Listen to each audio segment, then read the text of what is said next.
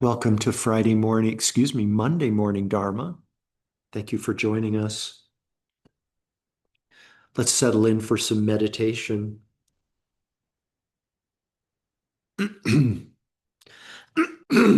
Please take care to ensure that your spine is straight and relaxed.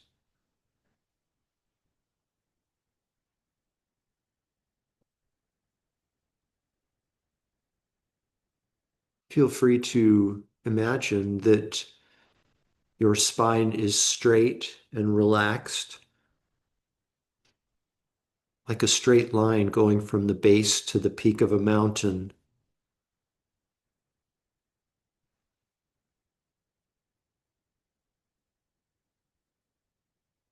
The mountain is balanced, grounded, and stable.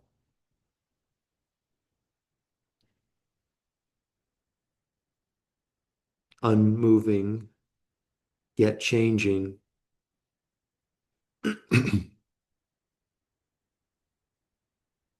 unmovable, and at the same time transient.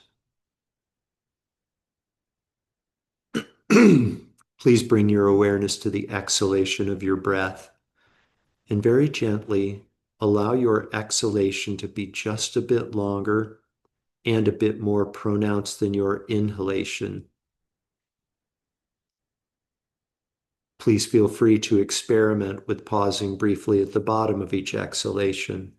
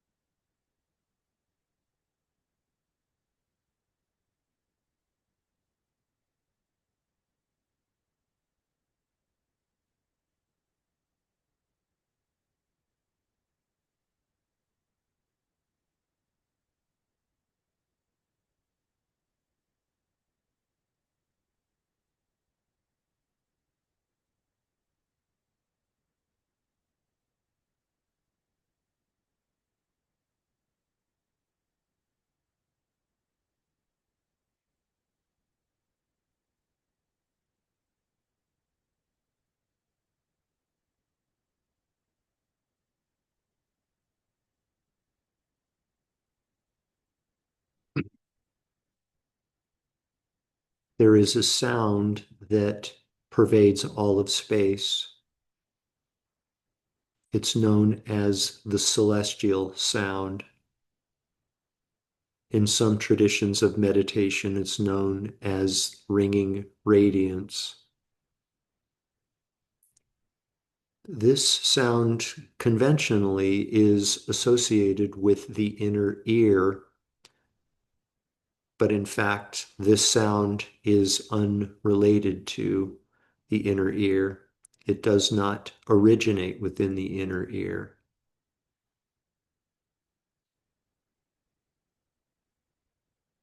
This is the sound of Om. It's the sound of the Tao. It's the sound of emptiness. It's the sound of the all basis. For the remainder of our meditation this morning, I'd like you to please just rest with this celestial sound. Just rest and silently observe.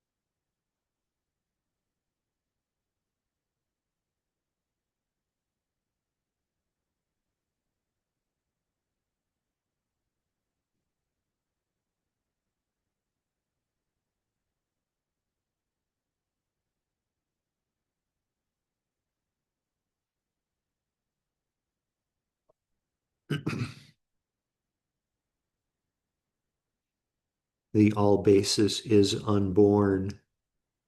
And without that unborn all basis, abandon or relinquish habits, wrongdoing, and obscurations. Therefore, do not fixate or reckon. Rest in the essence of the unborn or in the unborn nature. In that state, appearances are fully apparent, but within that experience of vivid appearances, allow concepts to be exhausted or to dissolve.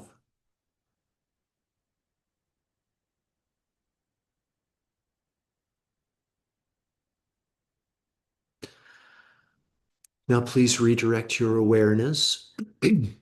Become aware again of your physical body and allow your breathing to become less shallow.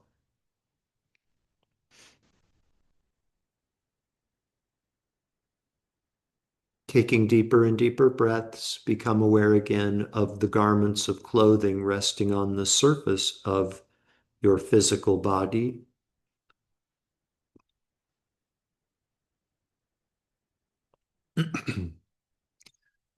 Become aware again of your surroundings inside the room that you're occupying. Deeper and deeper breaths, becoming aware again of the world that exists outside of the room that you're occupying. Become aware again of clouds, of blue sky beyond the clouds, of limitless space beyond the blue sky.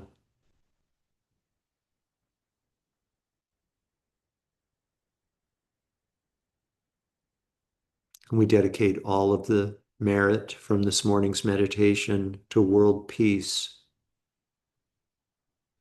May all beings, without exception, soon awaken from these confused notions of self and other, me and mine and not yours, ours and not theirs. And thus may world peace prevail.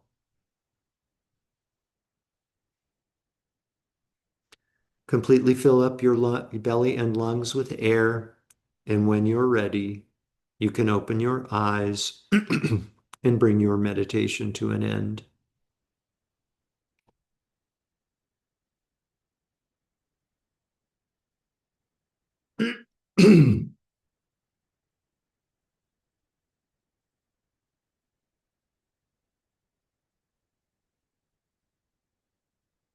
Welcome back. Welcome back. Um, our meditation this morning was a little bit shorter than usual because I've got more material than usual to discuss for us to suss through. Um, so, Yangi Mingyur still at the train station in Varanasi. Again, of course, Yangi Mingyur, who is the author and main subject of the book we're reading, In Love with the World, What a Monk Can Teach You About Living from Nearly Dying. And Yangi Mingyur is preparing to leave Varanasi train station and go to his next destination, which we will learn about, um, in due time. Um, so I want to share with you something that's really, really powerful and very clearly and beautifully put by Yangi Mingyur. Um, it has to do with kind of the approach that we can take toward progressing on the path, maybe even completing the path, and sort of a mistaken view that oftentimes arises in a very understandable way. It's completely understandable how this confused notion would arise. But I wanted to share this with you. Yange Mingyur is kind of wandering around Varanasi and looking at like tourist pamphlets and stuff. And he comes across a pamphlet on Buddha's life, I guess, which makes sense because the Buddha, you know, was active in those areas 2,600 years ago, the Varanasi and all of these places. But Yange Mingyur writes that the text of this flyer he was reading, the text spoke of the Buddha attaining enlightenment. The word attaining is italicized. The text spoke of the Buddha attaining enlightenment under the Bodhi tree. I began making mental corrections. Too often, enlightenment is understood as some new state of consciousness that is achieved, as though it's an object to be obtained or something to strive for outside of ourselves. Yet the Buddha saw that his grasping mind was the problem. He had gotten reality upside down. After years of trying to control the mind and deny the most basic needs of his body, this is the part of his life when he was an ascetic, thinking that depriving him, denying himself of basic necessities, food, water, shelter, even clothing.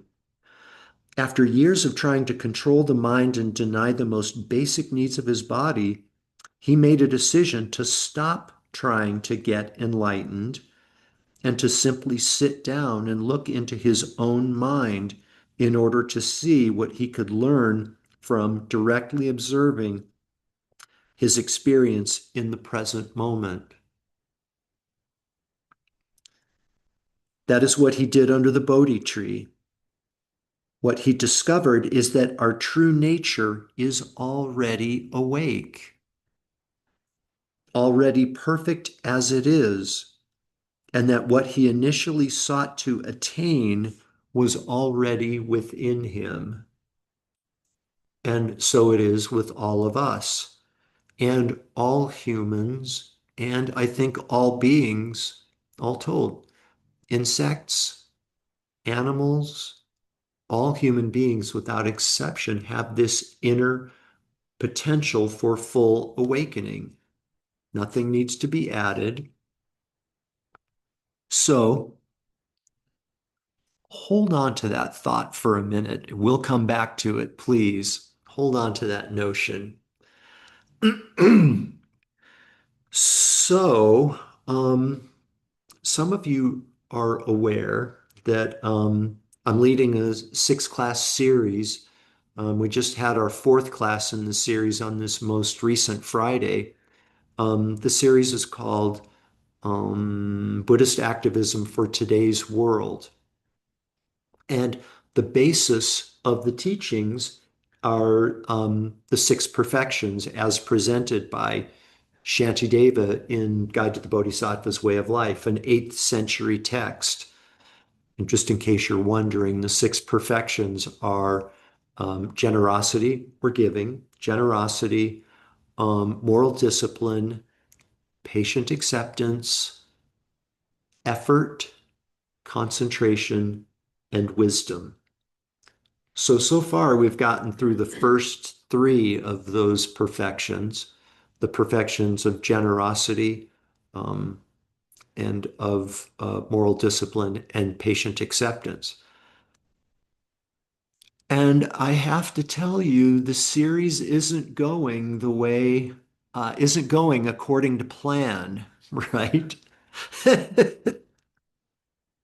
Um, so at one of our at the end of like I think the 3rd class, one of the women, and by the way, this, Buddhist activism in today's world, or for today's world, is kind of pointing toward the state of this country, politically, socially, environmentally, kind of whatever, and it's there's a lot of material out there that's ripe for the application of Dharma, of wisdom teachings and wisdom views of what's happening. And one of the classes, one of the attendees, a woman, very courageously and transparently said, you know, I see the injustices that are happening. I see the injustices that are happening to people that are being invoked by this administration, she said, this presidential administration. And she says, it enrages me. I get so angry when I see this happening. It just I can barely contain it, she said. And I responded by saying, I wonder, I hear you. Thank you for that share. I find myself wondering if that energy that's coming forth could be really compassion. Maybe you're mistaking anger with compassion. Maybe there's some of both, some compassion or some anger, and some compassion and some anger. And she said, no, it's all anger. It's, it's a 100% through and through anger. Okay. And just my perception. But it felt to me as though she was really committed to being in that angry state. I'm angry. I'm justified being angry, and nothing that anybody can say should or could change where I am. You know, fair enough, fair enough. Um, so hold that thought for a minute. Another class later, we talked about this is one that I think hits really close to home for a lot of us, perhaps. Talking about this prospect of writing off, writing off, cutting people out of our lives who are MAGA supporters or Trump supporters. You know, it's something I see happening common, it's a common thing. I just this person's views are this person's support of this president and these policies is just completely and utterly unacceptable. And there are people, oftentimes family members, and that's like a double whammy for some people. Not only is it like political view that we might find very objectionable, but they're also family members. It's like maybe the most challenging set of circumstances ever because family members push our buttons when we don't get into politics that we are experiencing right now. And so I talked about that and invited some discussion about it, and a couple of people said kind of the same thing. Nope. Nope. There's no room. There's no latitude for acceptance in this one. It's just too egregious. I'm going to, at that ship has sailed. I've closed the book. I've put it in a box. I've locked the box in so many words, and I've thrown away the key, you know, not even open for discussion on changing my view such that I can hold space for these people and these views. Just not an option. I honor their right to have that view, you know.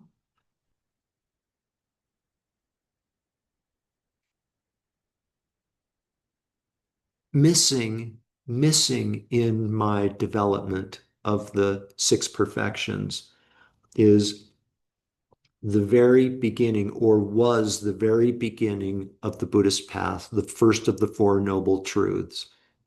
You should know suffering. You should know suffering. And I think it's really important to the extent anyone, and by the way, this isn't a critique of people from the six class series.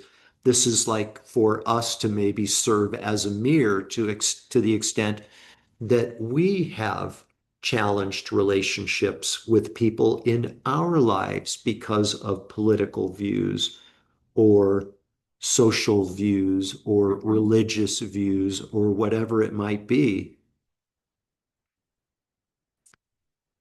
You should know suffering. And that is to say that you should, if you want to be free from suffering, you start with knowing suffering and knowing that there's exactly one person who suffers the most from our minds of anger and non-acceptance. And that's us, the ones holding this mind of anger and non-acceptance. So, anyways, I just had a couple of thoughts that I wanted to share with you this morning to the extent that this is an issue for you, for us, whether it relates to political views, you know, political organizations that are being embraced, i.e. MAGA. Um, Maybe it's just sort of other matters, just like familial, family matters that are just like there's a bypass that we just can't get past. How can we like open our mind a little bit and get to this place of the bodhisattva? Like, what would a bodhisattva do in this situation? Bodhisattva, one who aspires to be a better person for the sake of those around you. Shantideva, in Guide to the Bodhisattva's Way of Life, Shantideva never advised to write people off, just just just cut them out of your lives and never think of them again. Nope. This is, I'm I'm please take this in. This is the opportunity of a lifetime for us, people who we don't understand. We find their views perhaps completely unacceptable, can't so bad, so objectionable, so contrary to our views that we want to cut them out of our lives altogether. This is why Dharma exists, to address situations like that. And instead of going away from it, I believe to the extent that we want to be happy, to the extent that we want to be free from our suffering, we should lean into it as best we can, not close the book on it and throw it away. Yeah. Couple of views that I would offer you for your consideration about maybe leaving the door cracked open a little bit. You know what I noticed is that I have never had I'll just make a confession, or a declaration.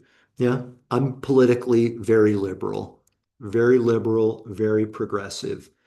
And when I have had thoughts of, this person embracing these policies and the politicians who brought these policies into existence are so objectionable, I can't have these people in my life anymore.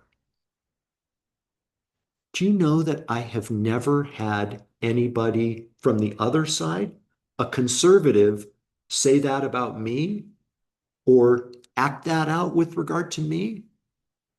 I've never even heard of anybody, of a conservative writing off a liberal because of their views. Like the other side saying, this person is so liberal and so progressive, I have to cut them out of my lives completely. Never happened to me. Never witnessed it happening. Never heard of it happening anywhere else. So, like some family members of mine who hold political views that I have trouble understanding, they're very clear on my views, but they haven't cut me out of their lives. It's worth noting. Worth noting. Yeah. So maybe there are some redeeming qualities. They're actually my teacher, They're actually my teachers teaching me how to hold space with patient acceptance. Yeah. The other thing, and we've come full circle, the other way that we can look at this again, whether it's political, whether it's social, whether it's family members pushing our buttons, is going back to what Yange Mingyur said from the excerpt that I read, is that we all, regardless of our political views, social views, religious views, just our way of being, we all have this nature within us, this potential, this seed for full awakening.